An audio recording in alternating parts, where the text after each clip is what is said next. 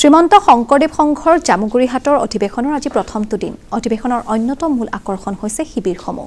200ৰো অধিক শিবিৰত আছে ভাৰতৰ ভিন্ন প্ৰান্তৰ বৈষ্ণৱ। শিবিৰসমূহত গুঞ্জৰিত হৈছে হৰিনামৰ ধ্বনি। খেৰেৰে নিৰ্মাণ কৰা শিবিৰসমূহ সজাই তোলা হৈছে পুৰণি অসমীয়া গাঁৱৰ আৰ্হিত। সেই শিবিৰসমূহৰ দৃশ্যাংশ দেখুৱাবৰ বাবে আমি পোনপটীয়া সম্প্ৰচাৰ যাব বিচাৰিছোঁ আমাৰ সাংবাদিক ভাস্কৰৰ কাষলৈ। ভাস্কৰ, আপোনাৰ জৰিয়তে সেই পৰিৱেশটো দেখুৱাবলৈ অনুৰোধ জনাইছোঁ। যে সময় যিমানে বাঢ়ি গৈ আছে সিমানেই জ্যোতিবিষ্ণু সমন্বয় ক্ষেত্ৰত এতিয়া অজস্ৰ লোকৰ সমাগম ঘটিছে, অজস্ৰ ভকত বৈষ্ণৱৰ সমাগম ঘটিছে। মই মোৰ পাছফালৰ দৃশ্যটো এবাৰ দেখুৱাব বিচাৰিছো।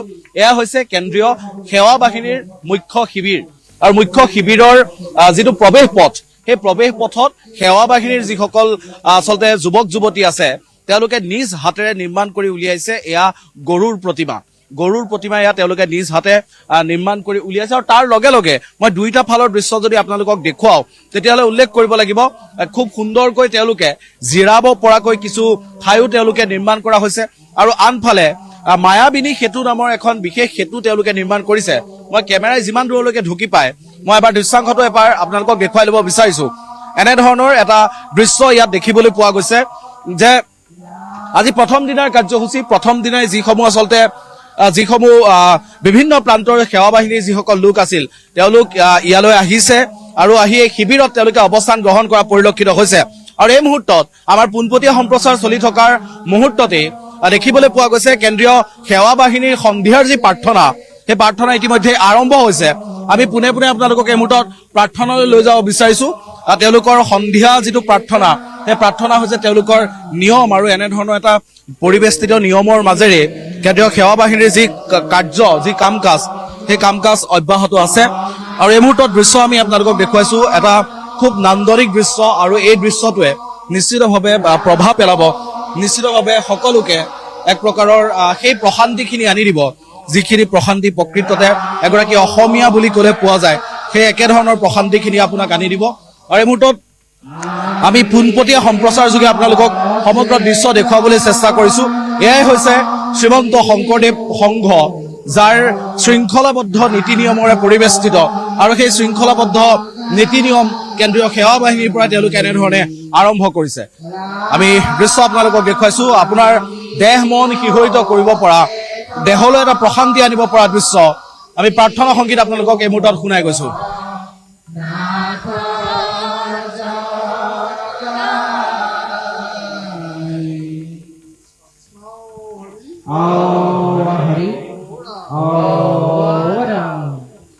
এয়া হৈছে কেন্দ্ৰীয় সেৱা বাহিনী। আমি আপোনালোকক জনাইছো কেন্দ্ৰীয় সেৱা বাহিনী হৈছে শ্ৰীমন্ত শংকৰদেৱ সংঘৰ এটা মানস পুত্ৰ। আৰু সেই মানস পুত্ৰই শ্ৰীমন্ত শংকৰদেৱ সংঘক ইমান এটা পৰ্যায়লৈ লৈ গৈছে।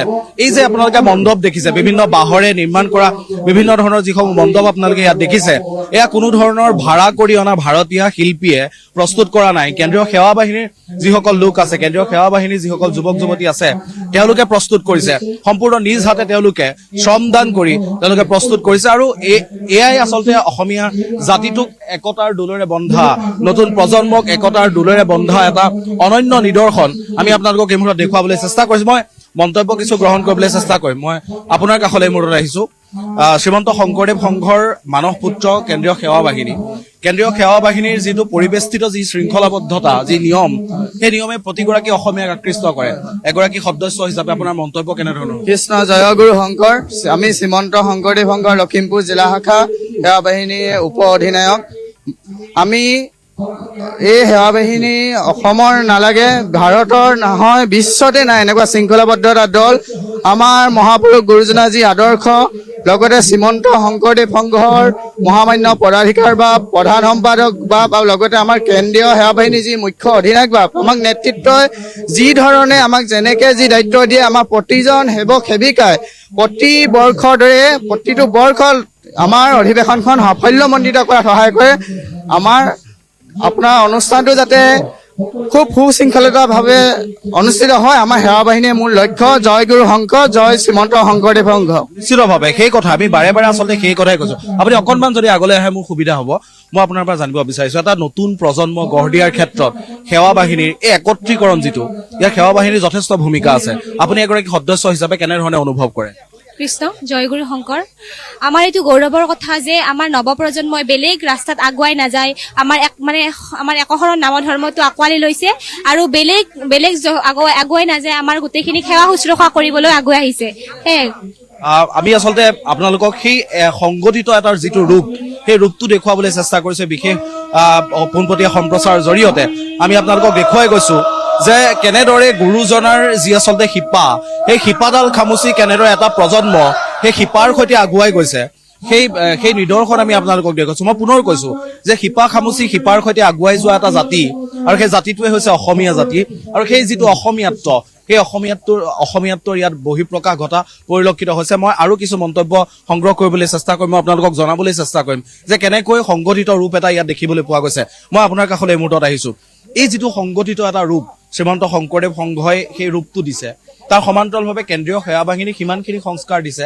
যিখিনি সংস্কাৰে এজন যুৱক স্বাৱলম্বী হোৱাৰ লগতে নিজৰ যিটো শিপা সেই শিপাডাল খামুচি ধৰি ৰাখিব পাৰে কি ক'ব এটা কথাই ক'ম শ্ৰীমন্ত শংকৰদেৱ সংঘত যিসকল আমাৰ সেৱক আছে যিসকল আমাৰ শ্ৰীমন্ত শংকৰদেৱ সংঘৰ আদৰ্শত ডাঙৰ হৈছে সেই সেৱক বা সেই আদৰ্শত ডাঙৰ হোৱা সকলোৱে সমাজ ভাঙিব নাজানে সমাজ গঢ়িব জানে আমাৰ অসমীয়া সমাজখন বৃহত্তৰ অসমীয়া সমাজ এখন জাতি ধৰ্ম বৰ্ণ নিৰ্বিশেষে এখন বৃহত্তৰ সমাজ সেই অসমখনৰ যিসমূহ কৃষ্টি সংস্কৃতি আছে আমি সেই সকলোবোৰ একলগ কৰি সেই সকলোবোৰৰ যিসমূহ জ্ঞান আছে যিসমূহ আমাৰ শিপা আছে সেই শিপাসমূহ আমি বিলাই দিয়াৰ চেষ্টা কৰা হৈছে শ্ৰীমন্ত শংকৰদেৱ সংঘই সেইবাবে প্ৰতি বছৰে সেৱা বাহিনীৰ ওপৰত কাম কৰে সেৱা বাহিনীৰ ওপৰত কাম কৰি সমাজখনত এজন সৈনিক গঢ়ি তোলে যিসকল সৈনিকে অসমীয়া সমাজখন গঢ়ি তুলিব বিচাৰে যিসকল সৈনিকে অসমীয়া সমাজখনক ভালদৰে আগবঢ়াই নিব বিচাৰে সেইখিনি কামৰ কাৰণে শ্ৰীমন্ত শংকৰদেৱ সংঘই সদায় আৰু ভৱিষ্যতেও প্ৰতিদিনে এইখিনি কামৰ কাৰণে তাৰমানে শংকৰদেৱ সংঘৰ সেৱা বাহিনীয়ে কাম কৰি আছে আৰু সদায় থাকিব ধন্যবাদ জনাইছো আচলতে এই মন্তব্যসমূহে জাতিটো যে এতিয়াও জীয়াই আছে জাতিটো যে ধন্যবাদ জনাইছো আপুনি সেই পৰিৱেশটো দেখুৱাৰ বাবে এই মুহূৰ্তত আপোনাক ধন্যবাদ জনাইছো পৰৱৰ্তী সময়ত পুনৰ আপোনাৰ সৈতে সংযোগ স্থাপন কৰিম আৰু পুনৰবাৰ আমি সেই পৰিৱেশটো দেখুৱাবলৈ চেষ্টা কৰিম